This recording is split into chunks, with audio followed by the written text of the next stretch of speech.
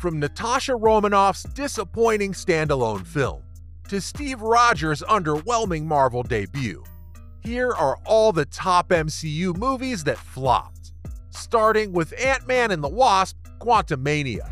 Now here's the thing, guys. Quantumania was supposed to be the big start to Phase 5 of the MCU, but it might be more accurate to call it a big failure. It got a lot of mixed reviews, and that's putting it nicely.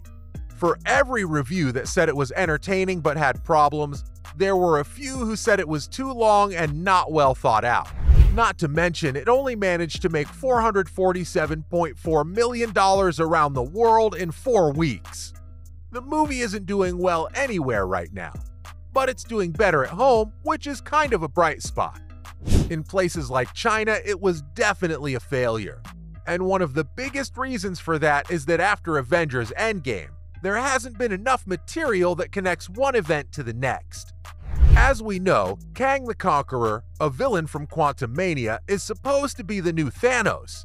But he's not exactly getting an epic introduction now, is he? When you add in the problems with the script and special effects, it's easy to see why even some die-hard MCU fans weren't too excited about this one. Ant-Man was still a lesser-known hero though, so it kinda made sense. So did this next one, which had an entirely new group on screen, Eternals in 2021. The 26th Marvel movie was the second lowest grossing movie in the MCU, and it only managed to make $164.87 million. The movie's very different from the other Marvel movies, which may be one reason why it didn't do well at the box office. One thing that people didn't like was that most of the characters were also the villains. The Deviants did everything they could to slow down the story. They were almost as bad as Malekith in Thor: The Dark World.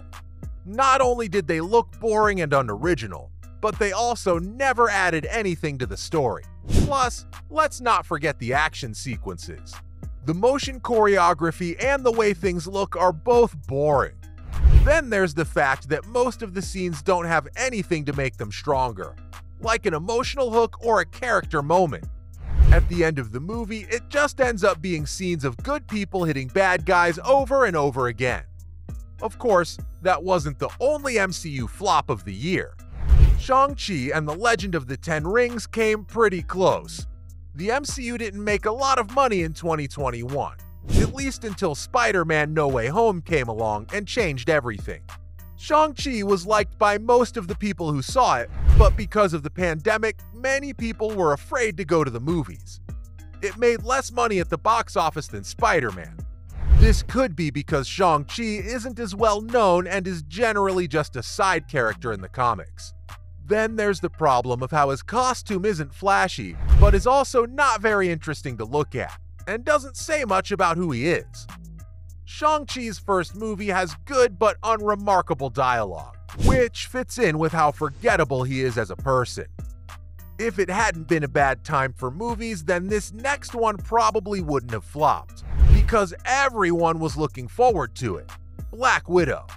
The amount of money Black Widow made at the box office in 2021 is the best proof. Sometimes movies come out at the wrong time. If it had come out a few years ago, before the coronavirus scare and the release of Captain Marvel, it's possible that it would have made a lot more money. But the movie came out at the wrong time. Some people also thought that Natasha Romanoff should have had her own movie before she died in the MCU.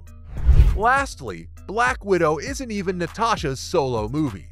It gives a lot of screen time to Yelena Belova, who will be Natasha's replacement in the MCU. All of these things played a role in why the movie, which cost $200 million to make, only made $379 million. Yikes. That's definitely not good, even by Marvel standards. Speaking of, here's another movie that had big shoes to fill, but failed to do so: Dark Phoenix. This 2019 movie tells the story of how Jean Grey became the Phoenix and how she became the Phoenix in the first place. After a cosmic force gives her more power, she slowly loses control of herself. As soon as the Phoenix spirit comes out of her, she becomes the X-Men's most dangerous enemy. It wasn't all bad though. As with most X-Men movies, it's got beautiful visuals and great acting. But the story, plot, tone, and pace aren't nearly as sophisticated as I've come to expect from X-Men movies. The movie's boring and the tone and story are all over the place. It seems cheap and underdeveloped, as if all the other movies were for nothing. Overall, it's not the worst thing ever, but I expected a lot more from a well-known film series. Then again, everyone expected a whole lot more from this next film too. Avengers: Age of Ultron. I mean, sure, it made $1.4 billion at the box office in 2015 and is still in the top 10 of all time for most money made, but Disney was disappointed by how little money the second Avengers movie made and didn't think it was a success. This was one reason why they took Marvel CEO Isaac Perlmutter away from Marvel Studios. Disney thought that Avengers: Age of Ultron didn't do as well as the first Avengers movie because it didn't make as much money. They blamed this on how badly the movie was received, which meant that many people who normally would have gone to see it twice were happy with just one show. The money was another reason why Disney was so disappointed with Avengers: Age of Ultron.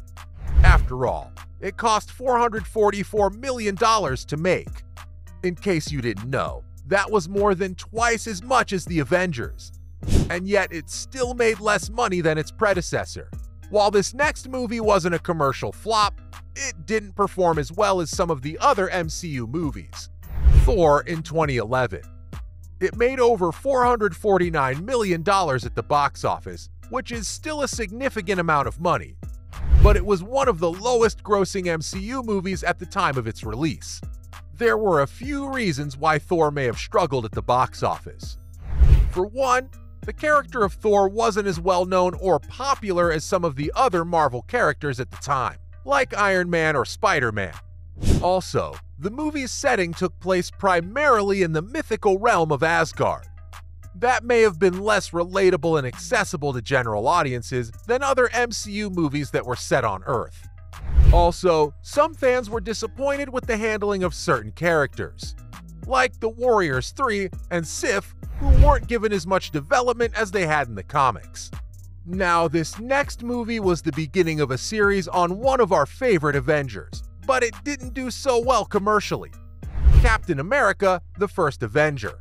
When it came out in July 2011, Captain America: The First Avenger was the fifth movie in the MCU. Every Marvel fan knew Steve Rogers' background, and many of them will never forget the first time they saw it on the big screen. He is, after all, the superhuman that kick-started the whole Avengers thing. However, despite that, the movie made only $370 million globally on an estimated budget of $140 million, making it the second lowest grossing MCU movie. Even though the movie didn't do well at the box office, critics liked Chris Evans' acting as Captain America and how well it showed the 1940s. Having said that, that's all for MCU movies that flopped.